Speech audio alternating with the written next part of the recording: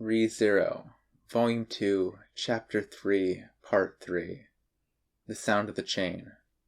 Subaru, surrendering to his sudden impulse, opened his mouth wide and yawned. He briskly wiped away the wetness from the corners of his sleepy eyes and stretched all the way up. The sinking sun of the evening sky had left an orange tint as its parting gift to the leisurely passing clouds, thanking them for another day's work.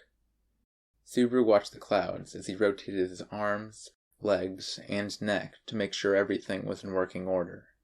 Effects remained from heavy labor, but he didn't feel the same fatigue that he had on his first night. No doubt, it wasn't that his body had grown tougher. Rather, he'd become more accustomed to his chores, the greater efficiency leaving him less beat. Since his body didn't get any stronger with return by death, he had to rely on learning through experience. Sorry to make you wait, Subaru. Are you alright?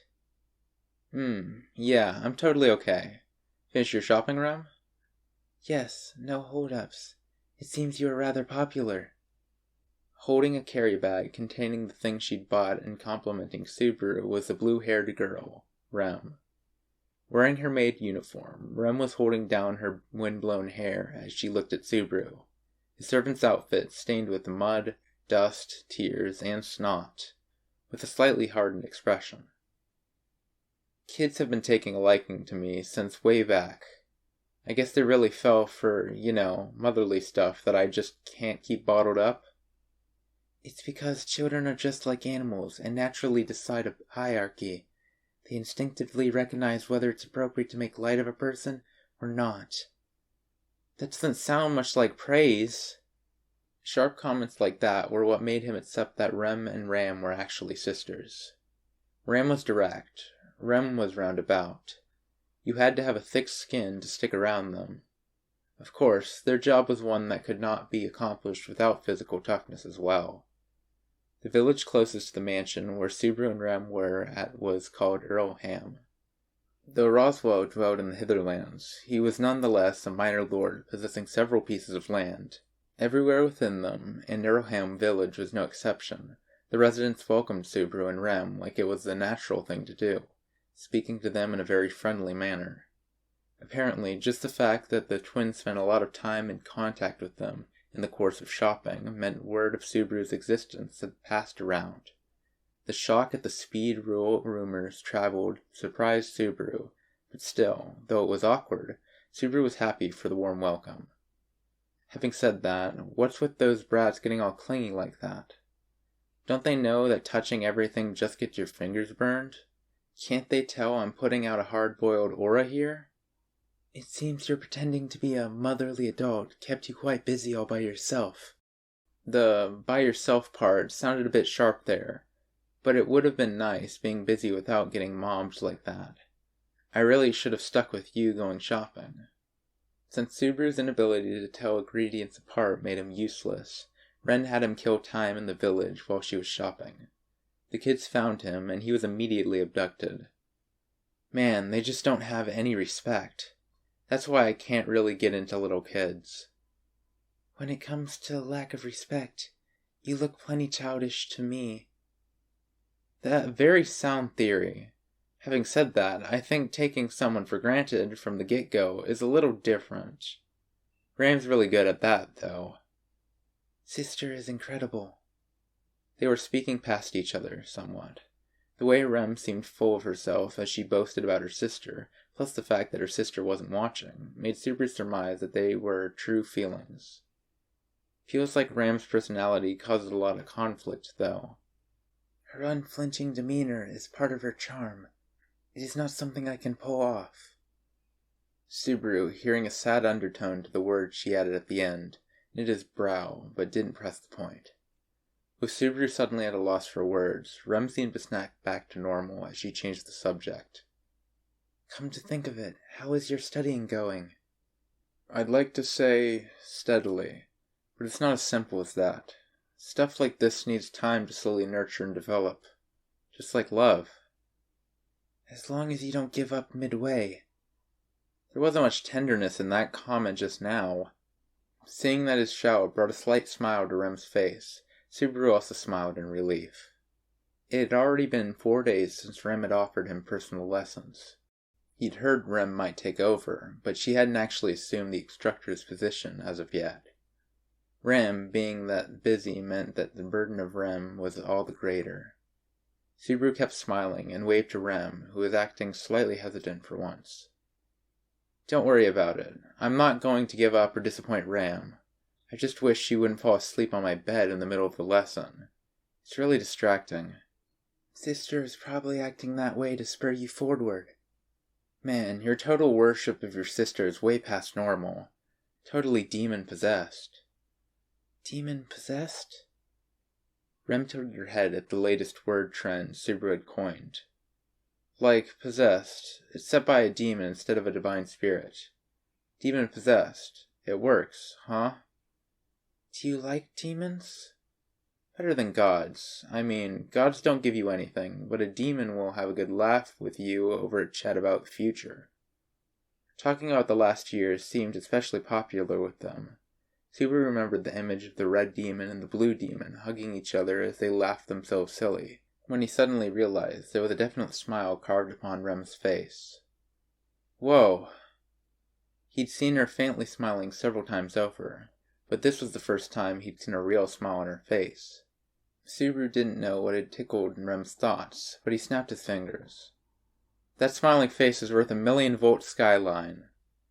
I will tell on you to Lady Amelia. Subaru straightened himself and meekly pleaded for forgiveness. I wasn't trying to hit on you. Rem lightly raised her eyebrows toward Subaru. What happened to your hand? Oh, that mangy mout with the kids went all chomp on me. His left hand, covered in bite marks, had already stopped bleeding, but it still looked somewhat pathetic. Incidentally, it was only after he returned to the mansion that he realized that the middle of the back of his servant's outfit was stained with snot. May I heal that wound?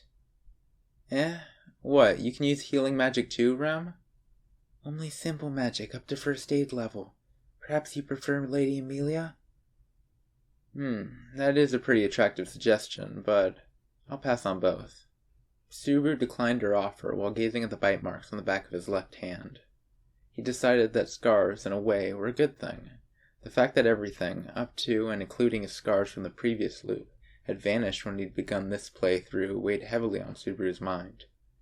The presence or absence of scars was a great way to tell if he'd done a return by death or not. If the dog hadn't happened to bite him, he'd have been forced to cut himself with a sharp feather pen. Well, it's a mark of honor. No one lives as prettily as on the day they were born. It is said that scars are a man's medals, though all you have accomplished on the battlefield were mistakes. That might have a kernel of truth, but don't say stuff so cold, jeez.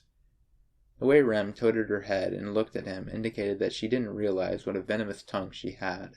That was even scarier. Besides that, I've cut my hand lots of times in front of you before, so why offer to heal me all of a sudden? I mean, you never offered to do it before. That's because I thought you'd forget if it didn't hurt, so you should keep the wounds as a warning. That's educational policy straight out of Sparta. So why'd you offer now, then?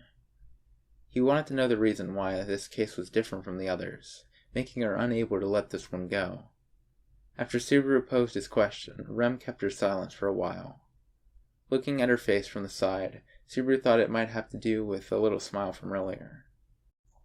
The futon flew on. The kitten catnapped. Who's the one who said a pun? Did you suddenly go wrong in the head?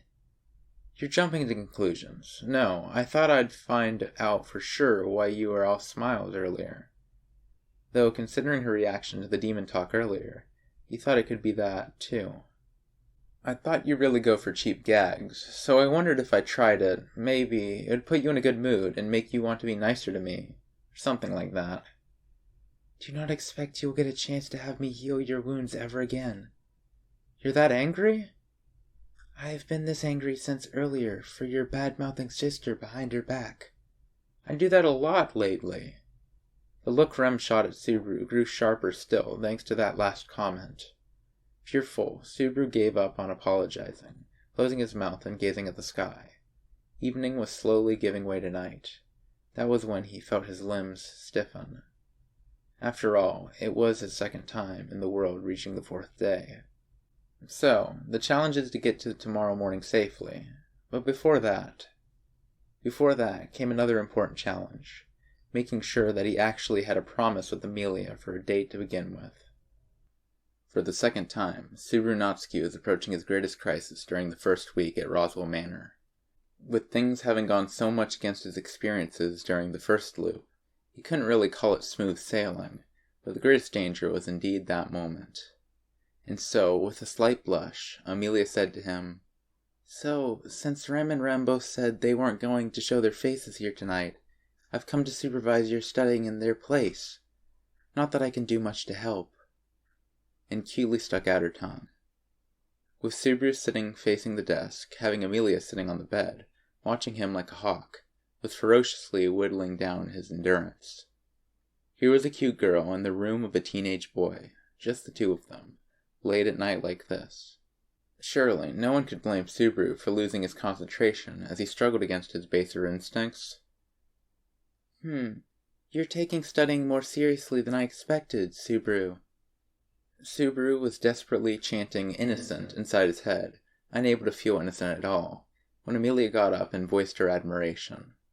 Apparently she'd bathed just earlier, the faint hint of warmth hovering around Amelia, mixed with her own scent, were two more sharp blows to Subaru's state of mind. Subaru fumbled with his notebook as he opened it to show Amelia where he'd gotten in his studying. Right now I'm learning basic characters by writing them. My current goal is to read this picture book for kids, since it's mostly written in script. The goal is a picture book. Ah. What, it's got an interesting story or something? Amelia lightly shook her head at Subaru as her hand stopped midway through browsing the picture book he was using for reference. Well, nothing big, but yes, a little. When you can read this, too, yeah. Audibly closing the book, Amelia sat on the bed once more and got comfortable. Subaru was unable to conceal how Amelia's refined but unguarded nature left his mind all jumbled. Normally, I wouldn't be doing this for someone I met only a few days ago, but I'm giving you special treatment. To thank you for your hard work. Sheesh, that's not a whole lot of thanks, Amelia. If you want to show your thanks, how about a massage? Something to melt away and heal all the aches and pains of a hard day's work? Amelia clapped her hands as she scolded him. That sounds perverted somehow, so no. And don't change the subject. Keep going, will you? Subaru turned back toward the desk as he fought his worldly desires. Subaru chanted, "Innocent, innocent," in his head as he wrote the characters onto the notebook, driving out idle thoughts as he focused his head on one thing at a time. Goodness, you can do it just fine if you don't let yourself get distracted. That's because I lose track of everything around me once I am into something. That's why I'm straight like an arrow, aimed at the person I like. Is that so? It'd be nice if the person you like notices that sooner rather than later. Certainly, Subaru's statement had been very frivolous, but Amelia brushed it off like it had nothing to do with her. The fact that she clearly didn't see herself as the target of Subaru's affection gave him no route to follow up. Hey, Subaru, why don't you take work as seriously as you do studying? My motto is to be diligently undiligent, is what I would say, but this isn't the right mood for that. It's a serious matter. Ram was complaining about it a little, too. From time to time, it feels like you're holding back. Naturally, Amelia's words and expression both held distaste at having to convey such a message. Hearing this, Subaru could only make a pained grimace, for she had hit the mark. Ram was correct in her assessment that Subaru was holding back from her work, for the truth was that Subaru wasn't taking the work seriously. More precisely, he was deliberately trying to produce the same outcome as the last time. Compared to the last time, when he hadn't learned the first thing about being a servant, Subaru was at least a little bit better. His slight adjustments hadn't escaped the veteran maid's attention.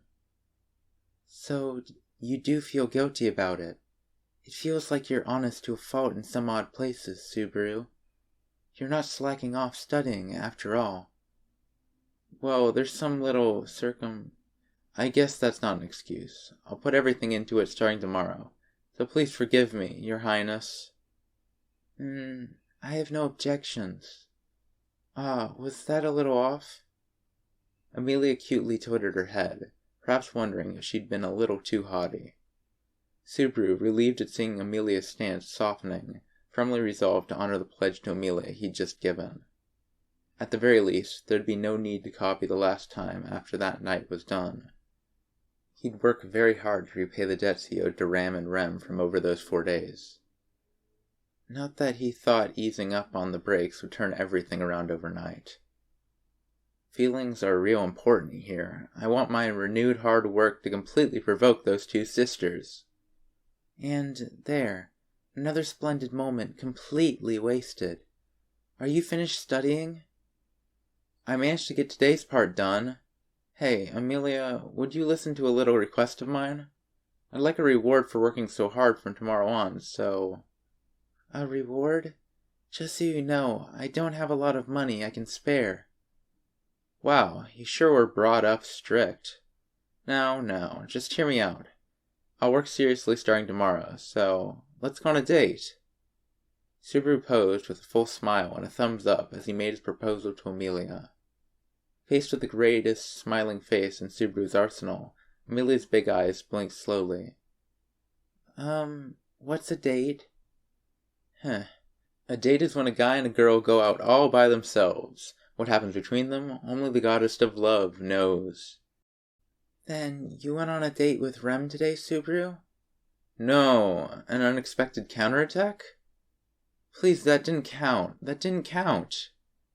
Certainly, that counted as going out with a beautiful girl, but Subaru was hoping for something a little more mutually involved than buying groceries for the household.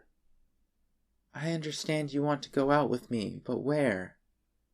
Actually, there's this village close to the mansion with this super lovely mud. It has flower gardens, too. I want to use my media to record for all eternity you standing among the blooming flowers. Subaru went to a corner of his bedroom, where his shopping bag with his few precious possessions from his original world were stored. The cell phone and cup of ramen were still in there, having survived the ferocious combat at the fence's shop. If the battery holds up, I want to fill up the whole memory card with pictures of Amelia. Ah, the village, huh? In front of the person who wanted to drag her out from her daily routine, Amelia put her hand to her cheek, deep in thought. Subaru recalled that she'd hesitantly considered before the last date invitation, too. Somehow, he'd gotten her to say yes the last time. Subaru made his teeth shine to recreate that memory. The dog's super cute. Let's go. But it might cause you quite a bit of trouble, Subaru. The kids there are completely innocent. Totally a bunch of angels. Let's go. All right, already. It can't be helped. I'll just have to go with you. The flower gardens are magical and wonderful and... Wait, seriously? He was struck senseless at how Amelia seemed less resistant to the idea than last time. Subaru was still thrown off as Amelia tapered her lips and drew in her delicate shoulders. If that'll make you work hard from tomorrow on, I'll go with you. So don't go drifting off anywhere, okay? Nope. We'll do no such thing. My soul's already burning with determination to finish all my work perfectly. Your soul's burning for something like that? Amelia's shocked face at Subaru's burning drive sent them both into laughter. After laughing like that for a while, Amelia nodded a bit and got up from the bed.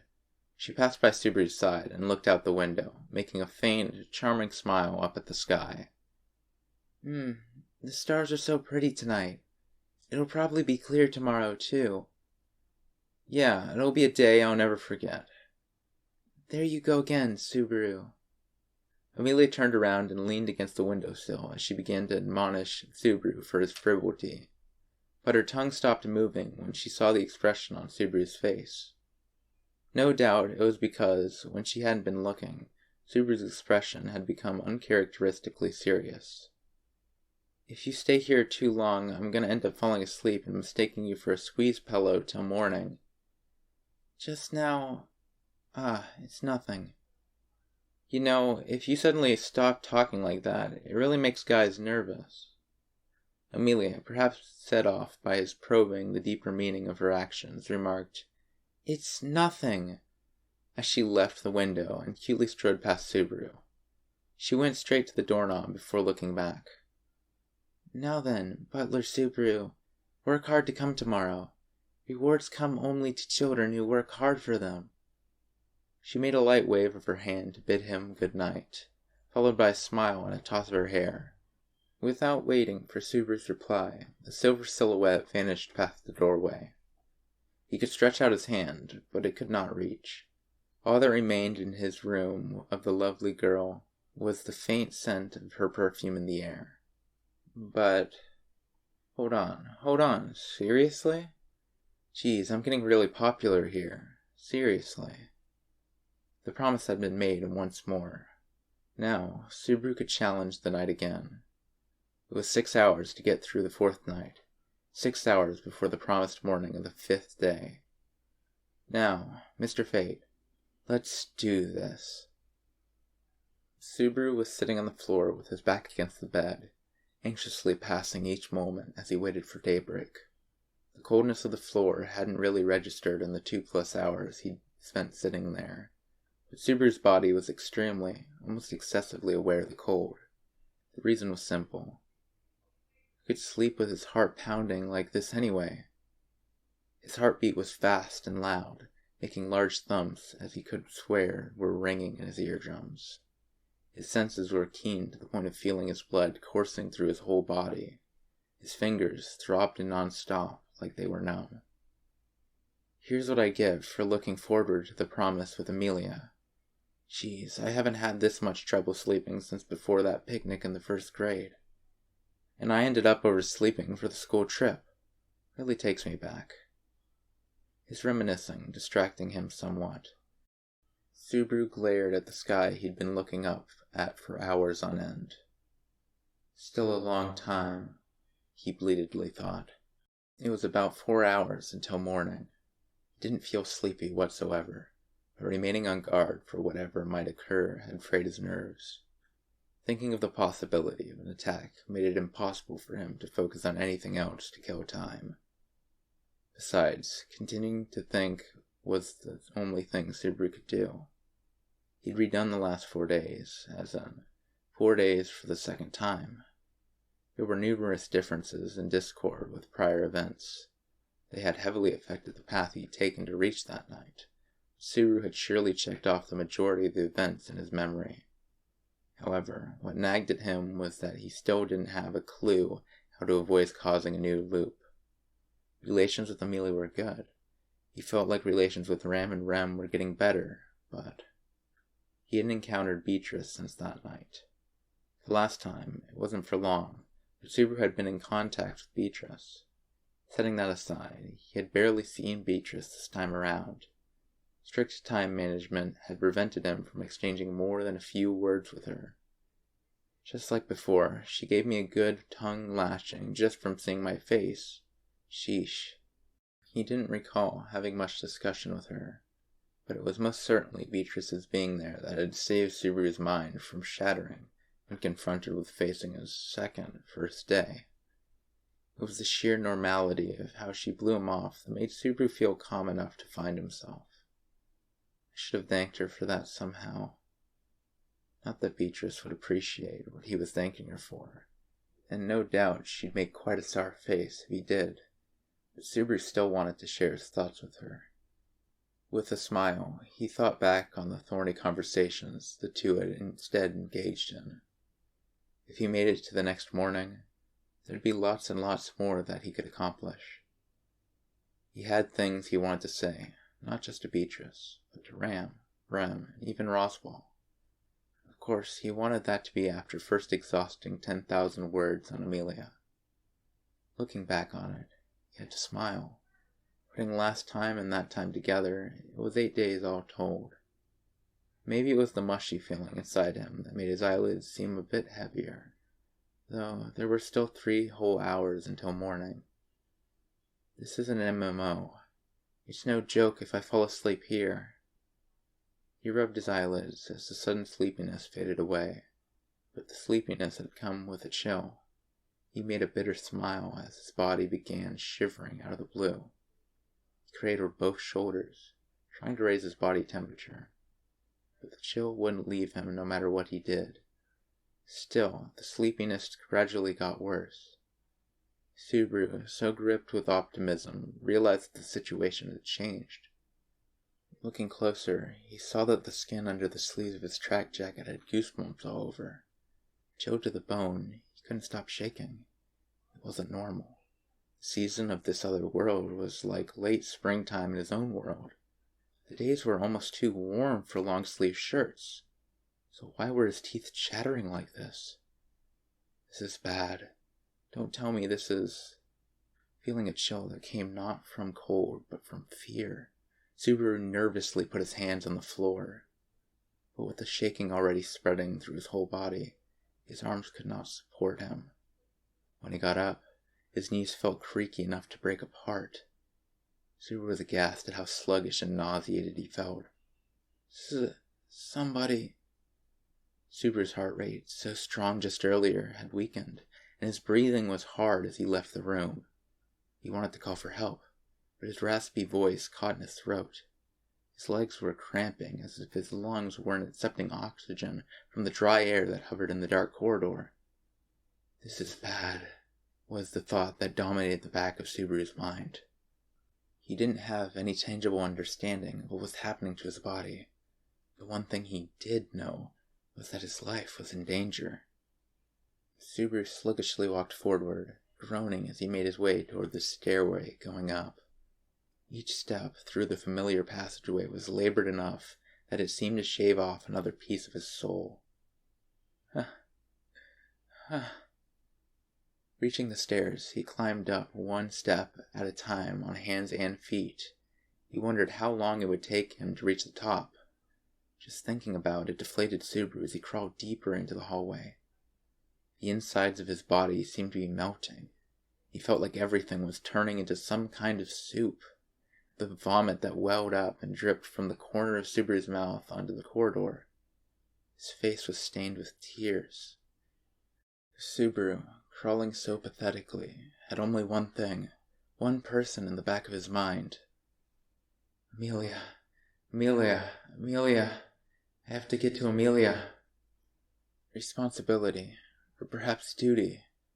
Subaru was driven by an emotion he couldn't put into words. In that moment, Subaru had none of the self-preservation instinct common to all species. Subaru, crawling his way to Amelia's room, was already barely breathing. His arms too weak to bear the weight of his body, he leaned against the wall and slid his way forward. Anyone watching would have felt less pity than disgust at having lost the dignity of walking upright like a man. His whole body was sluggish. His breaths were ragged as his ears continued their high-pitched ringing. So it was pure happenstance, one might even say dumb luck, that Subaru noticed that strange sound. The sound he noticed was like the clank of a chain. Getting a bad feeling, he stopped moving. His shoulders slid down the wall. He pressed his head against the floor. The next moment, an impact blew Subaru back. Subaru's body, flopping to the floor, but a moment before, flew. He bounced several times, his face literally wiping the floor, as Subaru realized something had hit him incredibly hard. There was no pain. However, he felt a malaise, like everything from the tips of his fingers and toes to the middle of his chest had gone through a blender. What happened? He started to say as he tried to put his hand to the floor to lift himself. But the shaking hand had no strength to grip the floor. That was strange. He had no balance. His right arm was working so hard. What was his left arm doing? Where'd it run off to? Annoyed, for no tangible reason, Subaru glared at his useless left arm. That was when he realized that everything left of his shoulder had been torn off. Falling on his side, Subaru gazed, dumbfounded, at his amputated left arm. A large quantity of blood gushed out from the wound carved into him that had sent his left arm and shoulder flying, dyeing the hallway red. A moment after he noticed the existence of the wound, Subaru was racked with pain like lightning coursing through his whole body. Subaru, no longer able to process the pain and heat, flailed around like a stranded, dying fish and slammed himself against the ground several times, too choked up to even scream. His vision faded, with red and yellow light mixing together as Subaru's consciousness faded from the mansion. I want to die. I want to die. I want to die. I want to die. I want to die. I want to die. I don't want to live. I just want to die. I'll die soon. I'm dead. I don't know how anything. Everything's far off. Can't remember anything. Don't care about anything. Just let me die already. As if responding to Subaru's earnest plea, the sound of a chain. That faint sound was the last thing he heard before his skull was smashed, granting his wish. Ah! Waking up screaming was an experience that was bad for the heart. Subaru, thrusting off the sheets as he woke, breathed raggedly as he absorbed the shock. Left hand! It's here, isn't it? He stretched out his left hand into thin air as if grasping for something with it. His severed, blown-off left side was intact. Clutching his right arm to confirm it, too, was there. The sense of loss Subaru absorbed for a while made him shake and feel sick to his stomach. Subaru felt like his heart was wrenching as he looked at his restored left hand. Of course, there were no scars either. Not from being blown off, not from the dog biting the back of his hand. I've gone back again. The vanishing scars meant that Subaru had lost his bout against fate. He'd gone back in time. Perhaps one could instead say that he'd been given another chance for a rematch. At any rate, he had to confirm the time, and as he arrived at that thought, sorry. Good morning. Subaru finally realized that the twins were clutching each other in a corner of the room as they watched him. Like small animals keeping their distance, neither replied to Subaru's completely out-of-place greeting. Subaru scratched his head as he wondered what he should do. Ram and Rem had no doubt forgotten about Subaru. That pained Subaru's chest somewhat. Subaru ignored the pain and formed a smile. He'd show his sincerity as the first step to getting along. After all, even if they'd forgotten him, he hadn't forgotten them. Sorry for the trouble. Subaru Natsuki, rebooted and ready to go. Subaru strongly rose from bed, standing and pointing his index finger to the heavens. Disregarding the twins' surprise at his sudden approach, Subaru remained in his dramatic pose and said, By the way, what's the date and time? And so began his first day at Roswell Manor for the third time.